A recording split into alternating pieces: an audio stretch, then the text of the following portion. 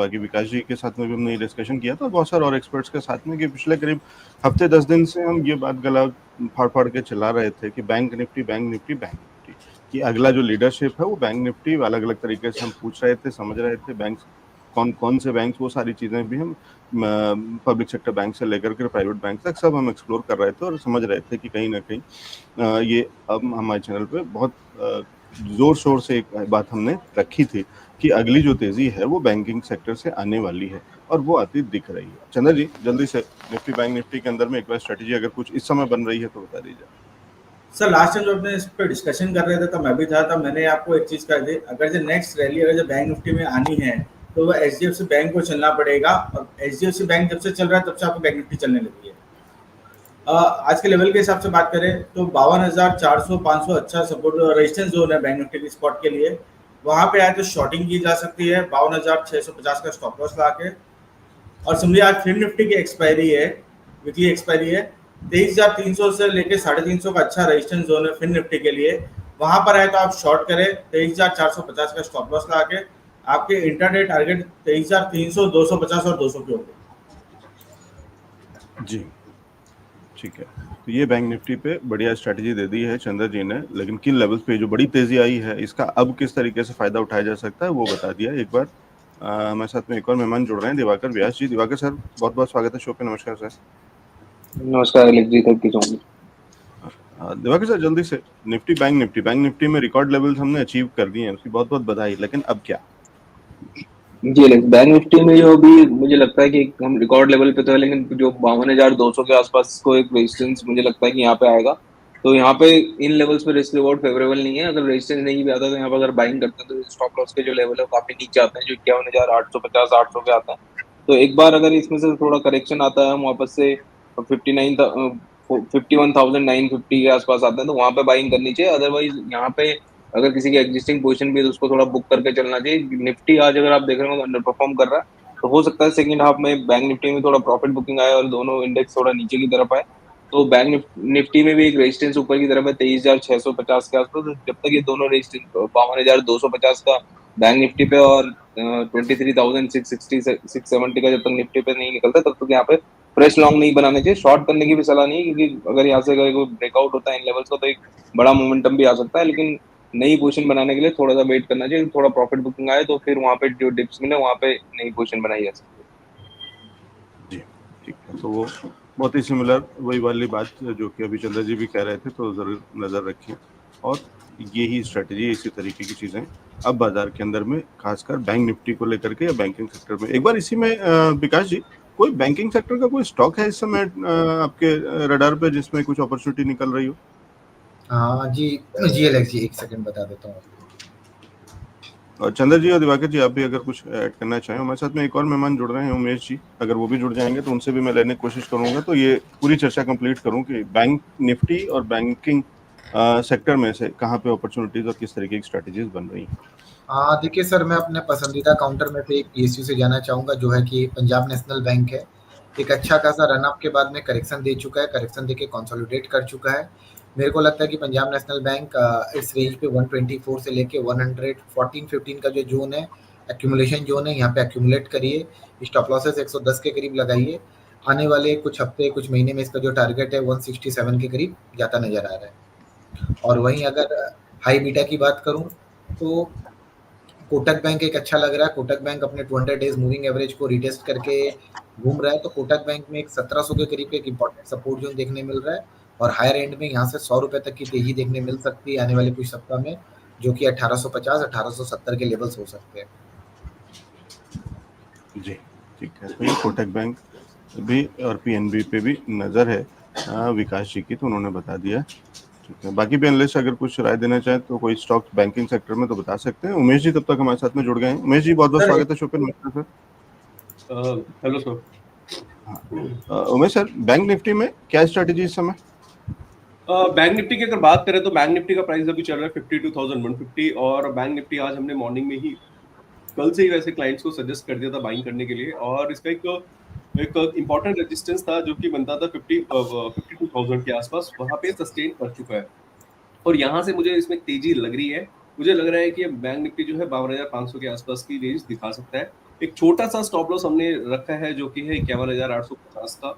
51,850 के एसएल से मुझे लग रहा है 52,500 के आसपास की रेंज दिखा सकता है। दूसरा, अगर आप बैंक निफ्टी को अगर थोड़ा सा देखें तो एक बहुत ही क्रूशियल रेजिस्टेंस इसका जो था वो था 51,170 के आसपास, और कल जो लो बना था बैंक निफ्टी में वो लो बना था 51,138 का। तो इसने पुराने जो रेजिस्टेंस को रिटेस्ट करने के लिए कल आया था, और वहां से जब इसने पुल बैक दिया था तो वहां से ही हमने अपनी बाइंग की पोजीशन थी कल अपने क्लाइंट्स को वहां से बनवा दी थी। और आज जो देखे तो 52,000 का एक स्मॉलर रेजिस्टेंस था, उसको भी कहीं ना कहीं ब्रेक करके सस्टेन कर दिया है। इस वजह से लग रहा है कि 52,500 की रेंज बैंक निफ्टी में दिखाई दी जा सकती है।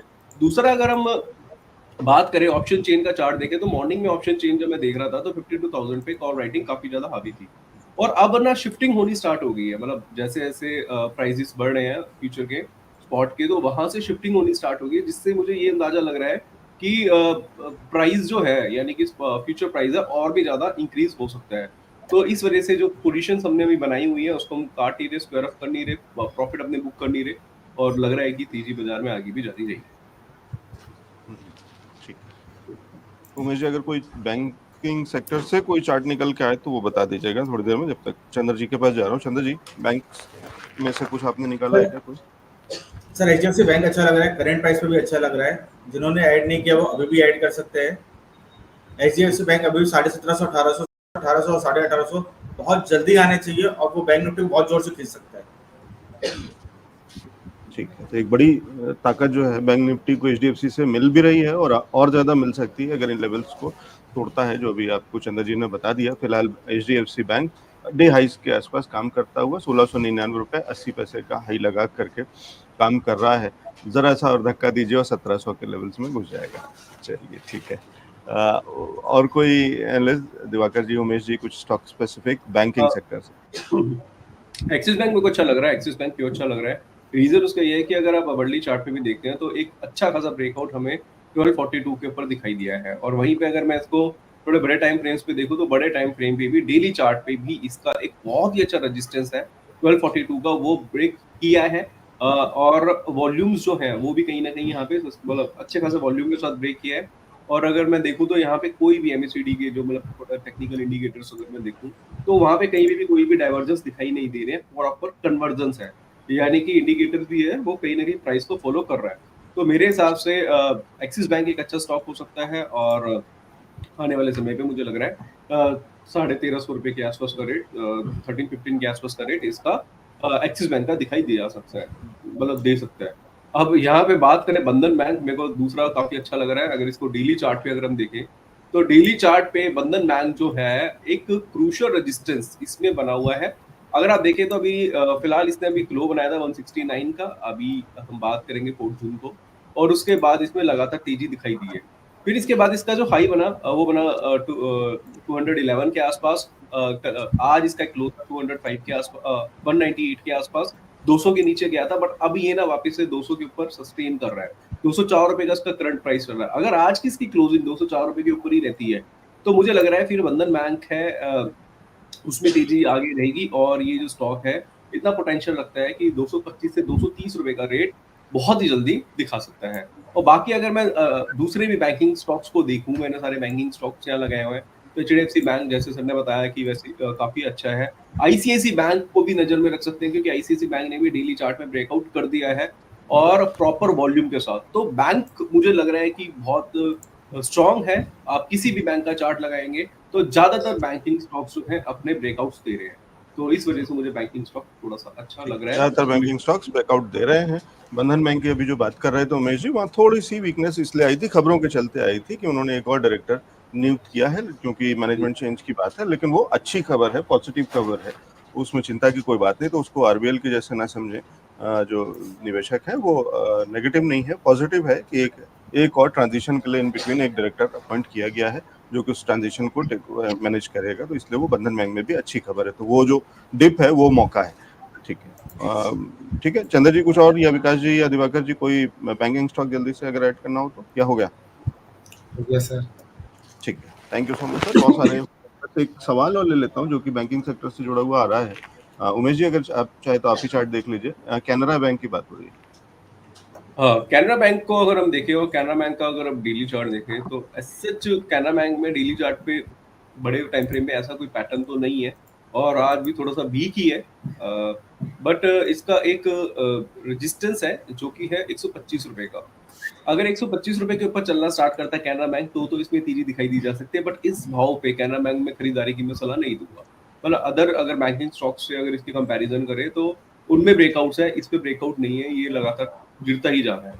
तो मेरे हिसाब से 125 के ऊपर ही मैं खरीदारी की सलाह दूंगा। जी, अगर किसी के पास रखा हुआ है तो अगर रखा हुआ है तो आप होल्ड कर सकते हैं, बाकी मेरे हिसाब से एक स्टॉप लॉस मेंटेन कर लीजिएगा 114 के आसपास का, और स्टॉप लॉस मेंटेन करके इसको आप होल्ड कर सकते हैं जी। बाकी लेकिन अगर नुकसान नहीं ना हो रहा हो, बड़ा नुकसान ना हो, ज्यादा नुकसान ना हो रहा हो, जो कि शायद उम्मीद कम है, लेकिन अगर नहीं हो रहा हो तो शायद स्विच कर जाना ज्यादा अच्छा होगा। कि अगर आपके पास बहुत ही नेक टू नेक है, नो प्रॉफिट नो लॉस जैसी सिचुएशन है, बहुत ही मार्जिनल लॉस जैसी भी सिचुएशन है, तो भी शायद स्विच करके, क्योंकि बाकी बैंकिंग स्टॉक्स में बहुत अच्छी बड़ी तेजी की एक्सपेक्टेशन है, तो उसके चलते उधर शिफ्ट कर जाना समझदारी होगा।